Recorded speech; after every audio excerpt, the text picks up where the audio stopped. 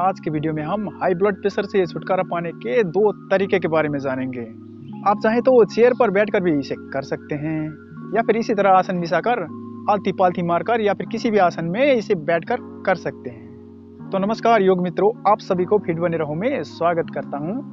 High blood pressure के बहुत सारे कारण हो सकते हैं, परंतु सबसे बड़ा जो कारण है यानी जो मेन रीजन है वो है आपकी स्ट्रेस यानी टेंशन व तनाव।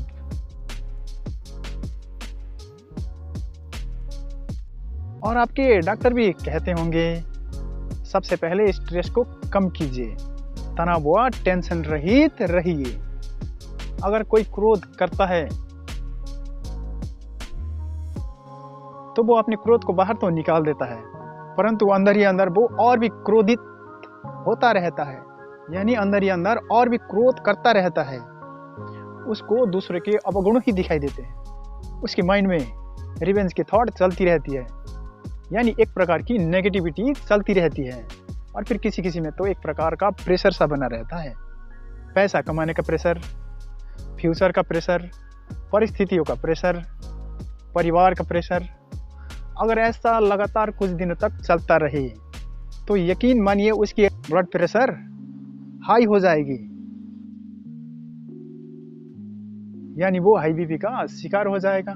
ये सब कुछ होते आपके माइंड में है, परंतु इसका प्रभाव आपको शरीर पर देखने को मिलता है। आपकी हार्ट रेट बढ़ जाती है, रक्तवाही धमनियों में ब्लड का फ्लो तेजी से होने लगता है। अगर ऐसा लगातार कुछ दिनों तक होता रहे तो हाई बीपी की समस्या हो सकती है। हाई बीपी होने के और भी बहुत सारे कारण हो सकते हैं, जैसे कि किडनी का खराब होना, रक्तवाही धमनियों में अवरोध होना, हार्ट का ब्लॉकेज होना, वंशानुगत गुण भी हो सकते हैं। भोजन में नमक की मात्रा की सेवन ज्यादा करना या फिर गलत खान पान के कारण भी बीपी हाई हो सकती है। अगर आपका बीपी 120 और 80 है तो ये नॉर्मल है, इतना तो सबका होना ही चाहिए, इतने में किसी को कोई खतरा नहीं है।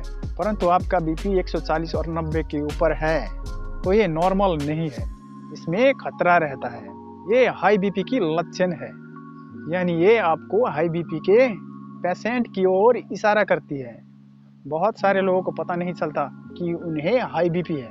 अगर पता चल जाता है तो वो इसका आधे अधूरे ही उपचार करते हैं, जबकि उन्हें यहाँ पर सावधान होने की ज़रूरत है। हाई बीपी को नॉर्मल करने की ज़रूरत है, या फिर उपचार करने की ज़रूरत है, या फिर इस पर ज़्यादा ध्यान देने की ज़रूरत है, क्योंकि हाई ब्लड प्रेशर को एक साइलेंट किलर माना जाता है।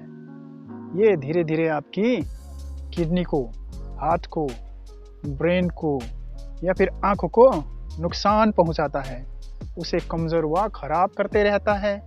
और फिर कभी कभी तो ब्रेन में स्ट्रोक हो सकते हैं या फिर हार्ट अटैक भी हो सकता है। तो सावधान हो जाइए और इसको नॉर्मल व कंट्रोल करने की कोशिश कीजिए, और हो सके तो इसे पूरी तरह से क्योर कर दीजिए, यानी ठीक कर दीजिए। यहाँ पर मैं आपको 2 तरीके बताऊंगा। ये दोनों ही तरीके आपके बीपी को नॉर्मल कर देता है, उसे पूरी तरह से ठीक कर देता है। आप इन दोनों में से एक का चयन कर सकते हैं जो आपको ठीक बैठता हो, यानी आपके बीपी को नॉर्मल करता हो, तो उसी को करते रहें। और फिर अगर आप चाहें तो इन दोनों को एक साथ भी कर सकते हैं। अगर आप इन दोनों को एक साथ कर लेते हैं तो आपकी बीपी किसी भी कारण से बढ़ गई हो वो धीरे धीरे नॉर्मल हो जाएगी या फिर पूरी तरह ठीक हो जाएगी, क्योर हो जाएगी। सबसे पहले आप अपनी सुविधा अनुसार चेयर में बैठ जाएं, या फिर आसन बिछाकर आलती पालती मारकर बैठ जाएं, या फिर ऐसे ही बैठ जाएं। अपनी कमर, मेरुदंड व गर्दन को सीधी रखें, हाथों की उंगलियों से कुछ इस तरह से मुद्रा बना लें। दाएं को बंद करें और बाएं से अपनी सहजता अनुसार धीमी गति से श्वास को अंदर लें।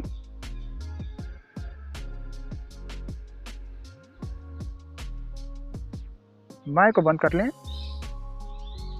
और अपनी सहजता अनुसार धीमी गति से श्वास को दाएं से बाहर निकालें।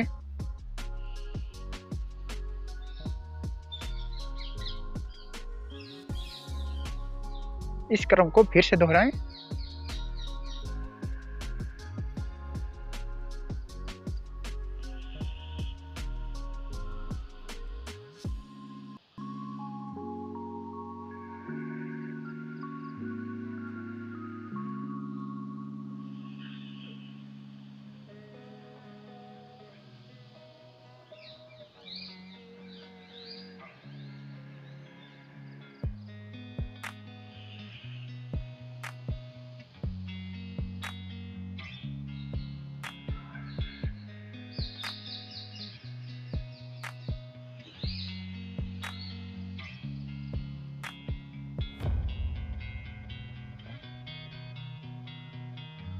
इस क्रिया को कम से कम 10 से 15 मिनट तक करें। योग शास्त्र में इस क्रिया को संध्रवेदी प्राणायाम कहा जाता है। इस क्रिया में श्वास की गति को तेज बिल्कुल भी ना करें। अपनी सहजता अनुसार श्वास को धीमी गति से लें और धीमी गति से ही छोड़ें। ये क्रिया देखने में भले ही छोटे हैं, परंतु इसके लाभ बहुत बड़े हैं। अगर आप लगातार कुछ दिनों तक इसे करते रहते हैं तो आपकी हाई बीपी नॉर्मल हो जाएगी या फिर ठीक हो जाएगी। अगर आपको यकीन नहीं हो रहा है तो सबसे पहले अपने हाई बीपी को चेक कर लीजिए और उसके बाद 15 मिनट तक रोज़ लगातार 7 दिनों तक इस क्रिया को करते रहिए। और फिर 7 दिन के बाद फिर से अपने बीपी को चेक कर लीजिए और रिजल्ट आपके सामने होंगे और आप पाएंगे कि आपकी बीपी नॉर्मल हो रही है, यानी ठीक हो रही है। अब दूसरा तरीका तो और भी महत्वपूर्ण है और फिर अत्यावश्यक भी है, क्योंकि किसी किसी को किडनी में खराबी होने के कारण, रक्त धमनी में अवरोध होने के कारण, हार्ट में ब्लॉकेज होने के कारण या फिर खान पान की वजह से भी हाई बीपी हो जाती है। तो उनके लिए ये तरीका सबसे बेस्ट है, उनके लिए ये तरीका बहुत ही फायदेमंद है। अगर वो इस क्रिया को करते हैं तो उनकी हाई बीपी नॉर्मल हो जाती है, पूरी तरह से ठीक हो जाती है। अगर हाई बीपी की पेशेंट इसे लगातार कुछ महीनों तक करते रहें तो चाहे कारण जो भी हो, उनकी हाई बीपी नॉर्मल हो जाएगी, यानी ठीक हो जाएगी। तो सबसे पहले अपनी सुविधा अनुसार चेयर में बैठ जाएं या फिर आसन बिछाकर आलती पालती मारकर या फिर वज्रासन में भी बैठ सकते हैं। अपनी गर्दन मेरुदंड व कमर को सीधी कर लें, हाथों की उंगलियों से मुद्रा बना लें। इस क्रिया में हमेशा ख्याल रखें कि श्वास की गति को तेज नहीं करनी है और न ही आपकी हार्ट रेट को बढ़ने देना है, यानी आप अपनी सहजता अनुसार धीमी गति से या फिर सामान्य या मध्यम गति से इस क्रिया को कर सकते हैं। दाएं को बंद कर लें और अपनी सहजता अनुसार धीमी गति से बाएं से श्वास को अंदर लें।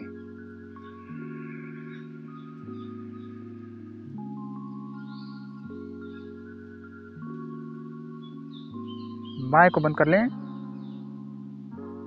और दाएं से श्वास को सहजता अनुसार धीमी गति से बाहर निकालें।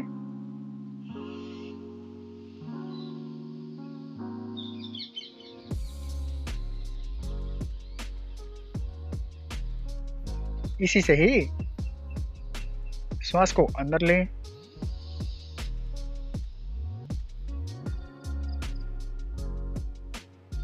और फिर इसे बंद करें और बाएं से श्वास को बाहर निकालें।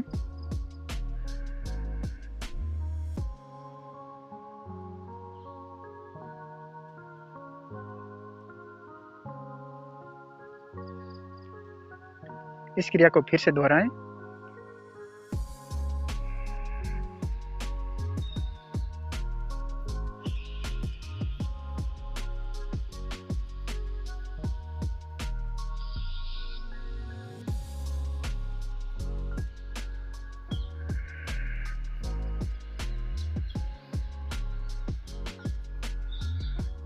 इस क्रिया को कम से कम 10 से 15 मिनट तक करें। पहले कुछ दिनों तक करके देखिए और फिर आप अपना अनुभव मुझे शेयर कीजिए। आप अपनी इच्छा अनुसार एक प्राणायाम को भी कर सकते हैं या फिर 2 प्राणायाम को भी कर सकते हैं। अगर आप प्राणायाम करने में असमर्थ हैं तो मुझे कमेंट करें, मैं कुछ हेल्प कर सकता हूँ।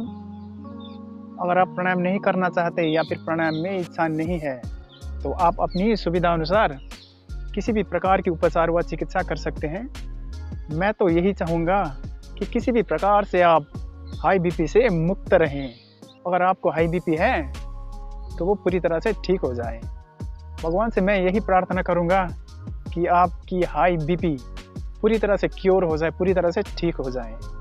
अगर आप मेरे चैनल पर नए हैं तो चैनल को भी सब्सक्राइब कर दें, ऑल वाले नोटिफिकेशन को भी दबा दें, लाइक और शेयर करना ना भूलें। आपको मेरी वीडियो देखने के लिए दिल से धन्यवाद। Have a nice day, good day, take care and stay healthy.